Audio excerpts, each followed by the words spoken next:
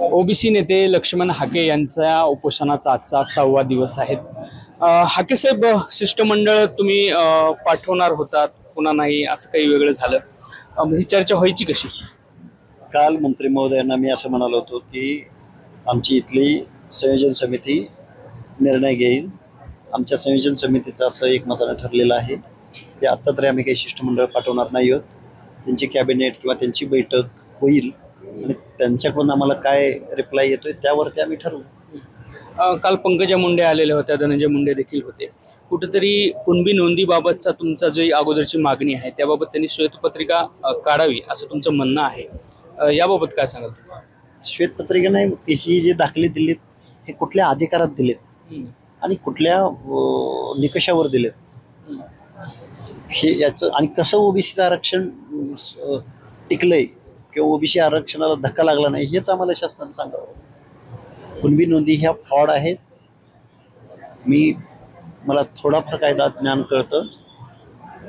सगळ्या सोयऱ्याचा जर अध्यादेश निघाला, एखाद्या गावात एक जर कोणाची चुकून ती पण अर्लियर करेक्शन करून खाडाखोड करून चुकून एका माणसाला सर्टिफिकेट मिळालं आणि सगळ्या सोयऱ्याचा अध्यादेश जर या महाराष्ट्रात झाला तर एका सर्टिफिकेटवर अख्खं गाव ओबीसी आरक्षणात येतंय. मागासवर्गीयांचं ओबीसी टिकल का? गावगाड्यातला छोटा छोटा घटक तुम्ही त्याच्यावरती हल्ले करताय, त्यांच्या मालमत्ता नाभिकाच्या दुकानावर हल्ले करताय.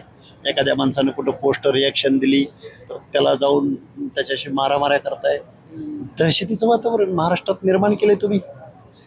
काहीही बोलताय तुम्ही. बीडमध्ये कुणाची घरं जाळली, कुणाची हॉटेलं जाळली, लोकप्रतिनिधीची घरं तुम्ही जाळताय आणि तुम्हीच म्हणताय की ओबीसींना काय वाद निर्माण करायचा. आज काहीतरी बोलतो ती हक्काची लढाई असं त्यांचं म्हणणं असं किमान जरांगींचं तरी. आता हक्काची लढाई इथं निकष आहेत ना, इथं कॉन्स्टिट्यूशन आहे ना, सुप्रीम कोर्ट आहे ना, आयोग आहेत ना. हक्काची लढाई मोर्चे झुंडशाही गोळा झाल्यावर आयोगामधले निकष बदलतात का? घटनेची तत्व बदलतात का? सुप्रीम कोर्टाचे नियम बदलतात का? काय माहिती आहे जरांगींना यातलं? काय माहिती आहे मागासवर्गीयाचे निकष काय असतात? एका लोकसभेमध्ये तुमचे 32 कॅन्डिडेट जात असतील, 26 डायरेक्ट मराठा आणि बाकीचे 6 कुणबी मराठा. 32 लोक तुमचं रिप्रेझेंटेशन करत असतील तर तुमचं प्रतिनिधित्व कुठं नाही? मी लोकसभेचं उदाहरण दिलं. तुमचं शिक्षणामध्ये प्रतिनिधित्व नाही, नोकऱ्यामध्ये प्रतिनिधित्व नाही. पर्याप्त प्रतिनिधित्व ज्याचं नसेल, दोज आर सोशली बॅकवर्ड, हे कॉन्स्टिट्यूशनला अपेक्षित आहे. आणि तुम्हाला EWS, तुम्हाला गरीबाचं पडलंय ना, EWS फॉलो करा.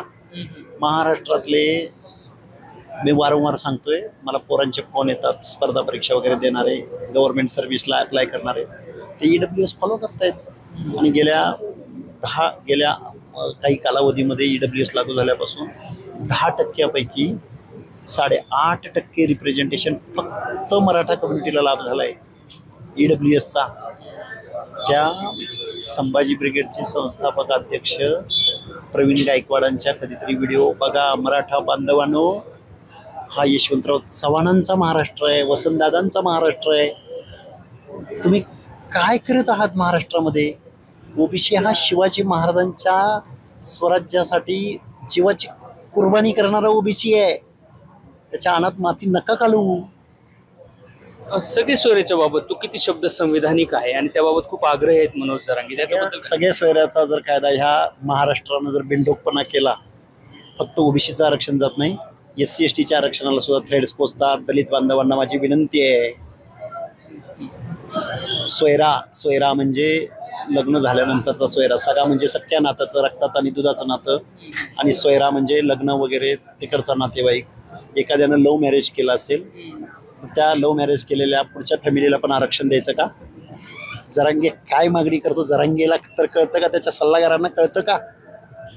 हा सल्ला कसा असेल? म्हणजे सगळी सोयरे किती संविधानिक आहे? का आणलाय त्यांनी की गावात एकाला कुणब्याचं सर्टिफिकेट काढण्यात सक्सेस झाला की तो सगळ्या सोयऱ्यांना ते सर्टिफिकेट इश्यू करू शकतो. पण कायद्याच्या कसोटीवर तो किती टिकतच नाही कुठलाच हे. पण मग ही भीती का तुम्हाला? अरे राजा बोलीत दल झाले ना, सर्टिफिकेट इश्यू केले ना, गव्हर्नमेंटनं वाटले ना, केरापत वाटल्याप्रमाणे.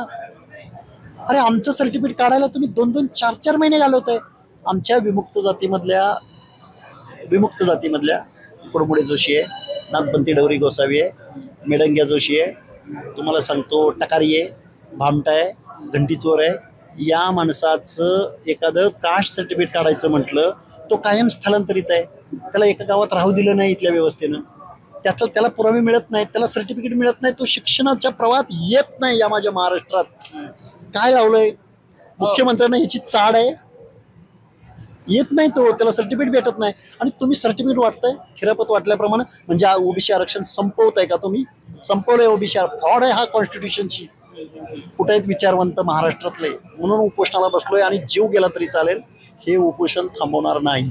या असंवैधानिक शब्दाबद्दल एवढी व्हॅल्यू का, त्याला एवढं प्रोत्साहन का मिळत आहे? म्हणजे एक काळ होता की जरांगेंना खूप मोठा जनाधार होता ना या शब्दामागेच समजा धरून, काय कारण असेल? बघा, ओबीसी हा शोषिक आहे, शोषित आहे, असंघटित आहे, त्याचा राजकीय चेहरा नाही. त्यांचं नेतृत्व आहे ते दबलेलं पक्षाच्या अजेंड्यावर काम करणारे नेतृत्व आहे. त्यांच्या अडचणी आहेत, त्यांना पराभूत केलं जातं, टार्गेट केलं जातं, नेतृत्व संपलं, ते बोलायला तयार नाहीत. एकच स्वर्गीय गोपीनाथराव मुंडे होता की भाजपमध्ये राहून सुद्धा संसदेला घेराव घालणारा आणि जात नियोजन झाली पाहिजे म्हणणारा समीररावजी भुजबळ, लालू प्रसाद यादव. आत्ताच्या ओबीसी म्हणून येणाऱ्या नेत्यांमध्ये ती धमक यायला पाहिजे. खूप मोठे नेते आहेत, मी त्यांना सल्ला नाही देत, पण ओबीसीच्या हक्क, अरे निवडणुकीच्या बाहेर येऊन थोडंसं बघा, सामाजिक न्यायाचं बघा, बलुतेदार आलोतेदारांचं बघा. 60% क्वांटम आहे. अरे यांनी कुणाकडे दाद मागायची?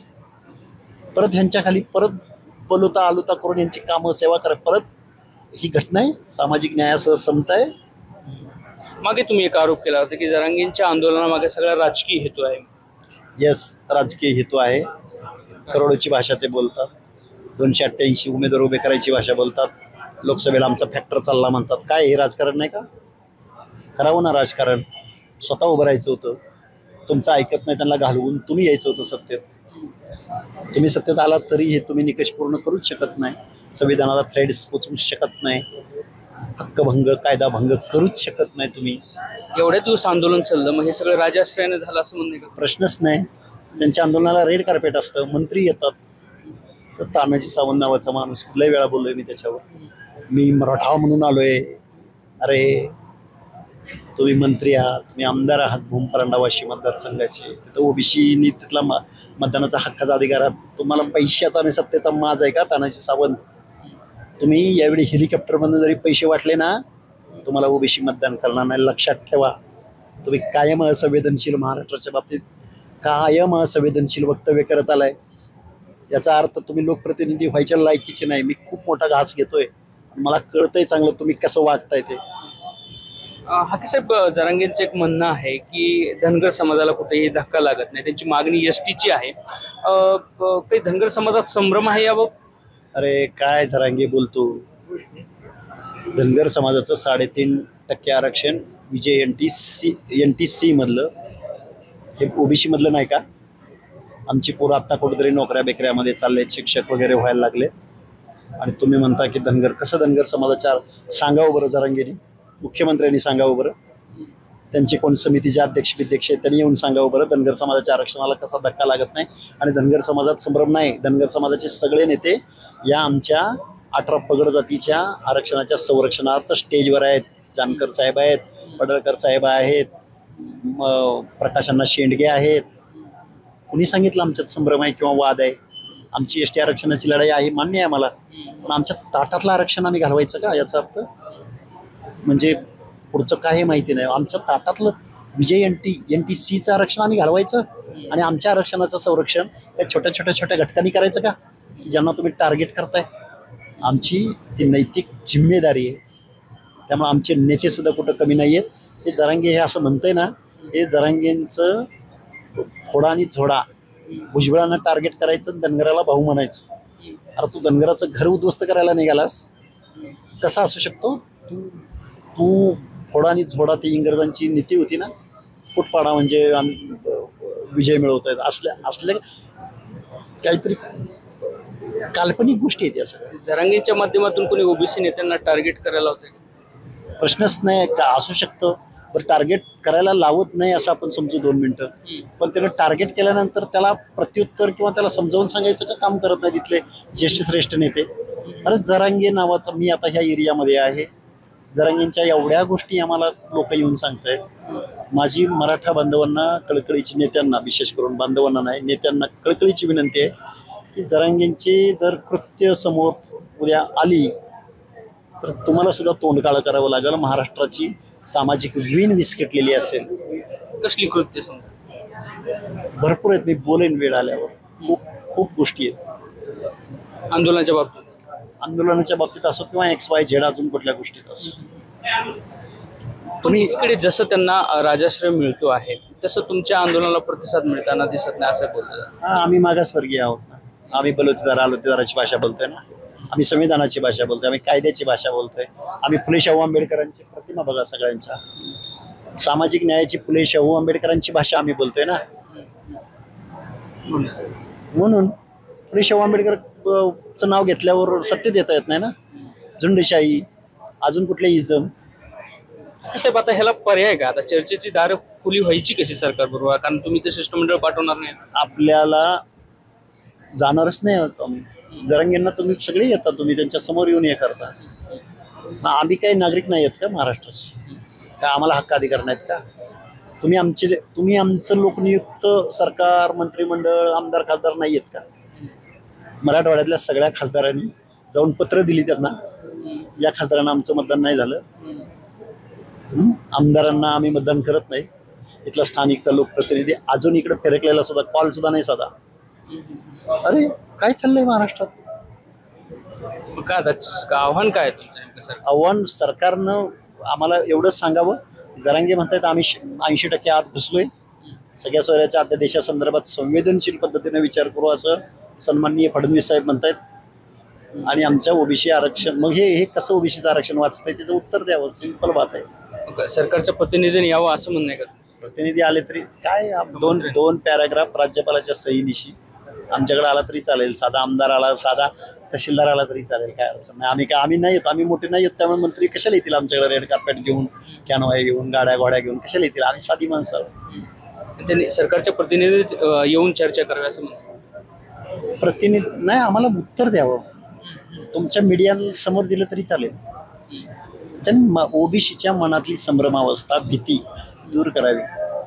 वादविद कोण निर्माण करतोय ही रिॲक्शन आहे. आम्ही ओबीसी कोणावर भांडणं, मारामाऱ्या कोणाच्या आम्ही नाही येत. आम्ही सहनशील, शोषित आहोत, वंचित आहोत, शोषित आहोत. एकूणच लक्ष्मण हाके यांची मागणी आहे की कुठेतरी आता आमचं शिष्टमंडळ तर सरकारशी चर्चा करणारच नाहीये, मात्र सरकारने त्यांच्या प्रतिनिधीमार्फत आमच्याशी चर्चा करावी आणि अर्थात त्यांची जी मागणी आहे, हा धक्का आरक्षणाला ओबीसीच्या कसा लागणार नाही हे आम्हाला लेखी द्यावं. रवी मुंडे, एबीपी माझा, वडीगोद्री. एबीपी माझा, उघडा डोळे बघा नीट.